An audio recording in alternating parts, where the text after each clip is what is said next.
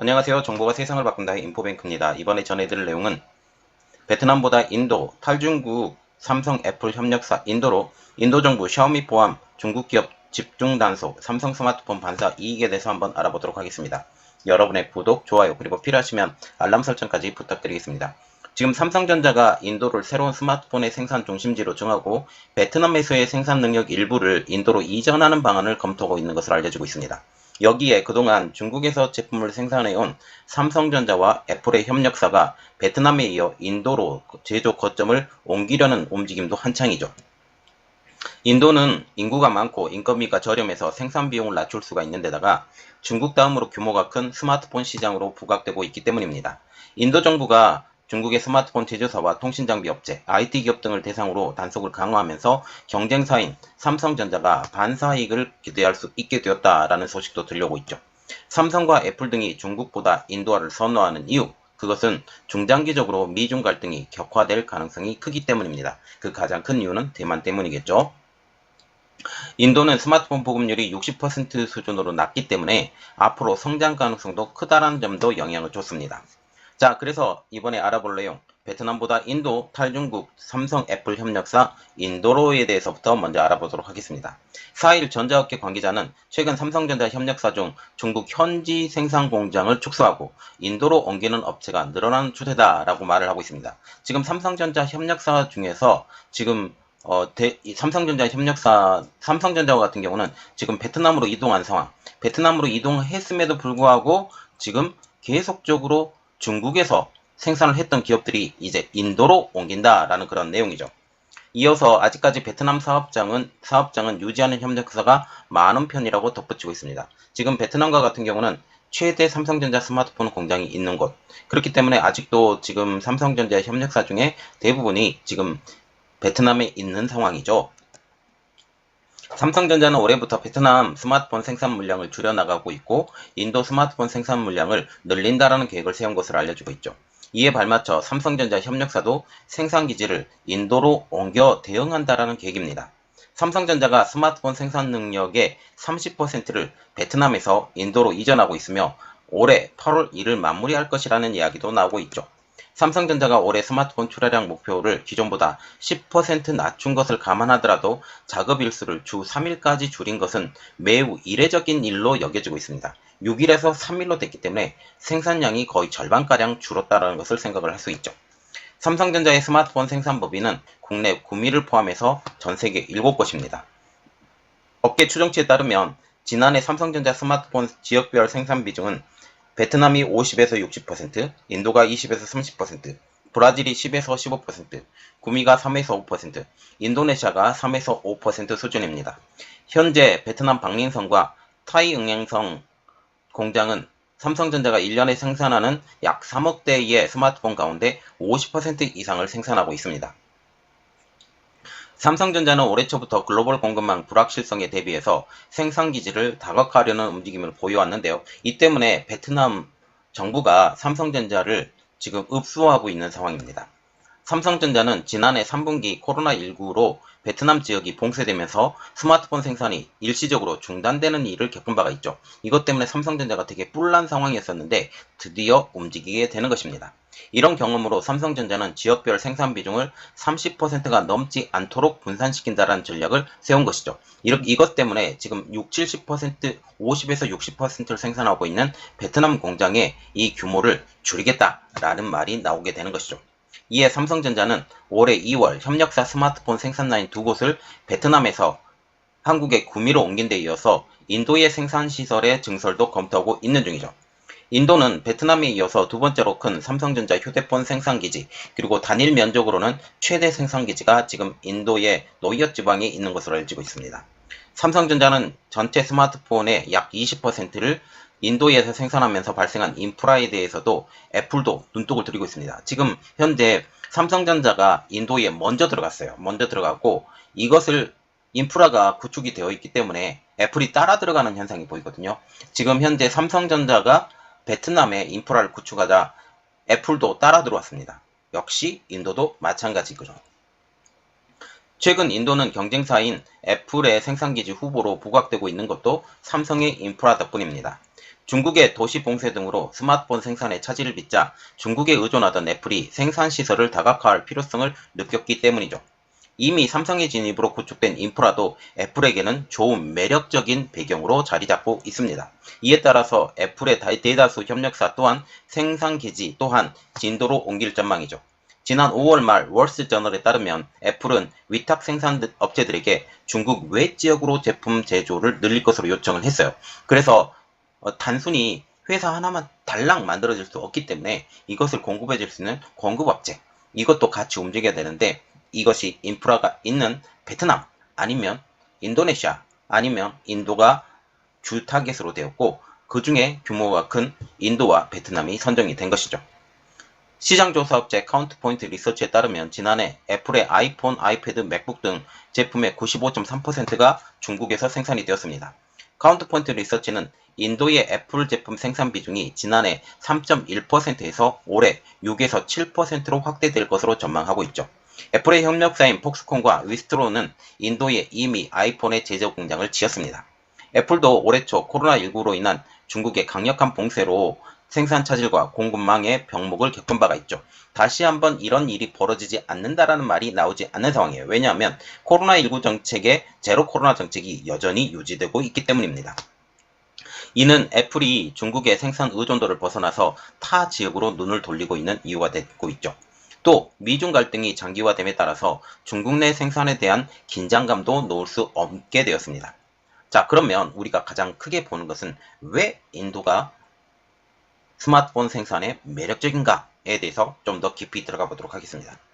첫 번째로 보는 것은 저렴한 인건비입니다. 인도는 인구가 많고 인건비가 저렴하기 때문에 스마트폰 생산 비용을 낮출 수 있다는 장점을 가지고 있죠. 모바일 업계 관계자는 인도와 중국의 인건비가 5배에서 6배 차이가 난다라고 하면서 중국이 월 250에서 300만 원이라면 베트남은 월 80만 원, 인도는 월 50만 원 수준이다라고 말을 하고 있습니다. 지금 중국과 같은 경우는 인건비가 지금 상당히 많이 올라오고 있는 상황. 이러한 상황에서 중국이 이제 가성비의 중국이 아니고 제조 공장의 중국이 아니라는 사실은 이미 알고 있는 상황입니다. 그리고 중국의 그 인민들이 전체적으로 잘 살게 되었어요. 물론 못 사는 사람이 상당히 많은 것은 알고 있지만 공장에 다닌 사람들은 좀 잘 사는 부분들이 많죠. 이러한 것들이 다 중국이 찍어 누르는 상황에서 인민들이 조금 더 잘 사는 상황. 이러면 이제 선진국으로 자기들이 생각을 하고 이러한 상황이면 공장들은 당연히 저렴한 국가로 옮길 수밖에 없는 상황이어서 중국의 경제 후퇴는 우리 불보듯 뻔하다. 그래서 중국은 지금 현재 선진 공정으로 알려지고 있는 반도체에 힘을 쏟는 이유, 그리고 가성비가 높은 제품을 만들어야 되는 가장 큰 이유도 이 때문이죠. 인도의 스마트폰 협력사의 제조 공장 엔지니어의 월급은 인도 전체 직원의 평균 급여인 38만 원보다는 높은 편입니다. 그럼에도 불구하고 중국에 비해서 그 인건비가 상당히 낮은 것은 우리가 알 수 있는 상황이죠. 50만 원 수준이 평균 임금보다는 지금 더 높은 상황, 20% 정도 더 높죠. 30% 정도 더 높습니다. 그럼에도 불구하고 더욱더 크게 다가오는 것은 인건비가 상대적으로 낮다. 그리고 베트남보다도 낮다라는 것을 우리가 볼 수가 있습니다. 두 번째로 보는 것은 많은 인구입니다. 인도는 전 세계 스마트폰 시장에서 중국에 이어서 두 번째로 큰 시장이죠. 왜냐하면 인구가 두 번째로 많기 때문입니다.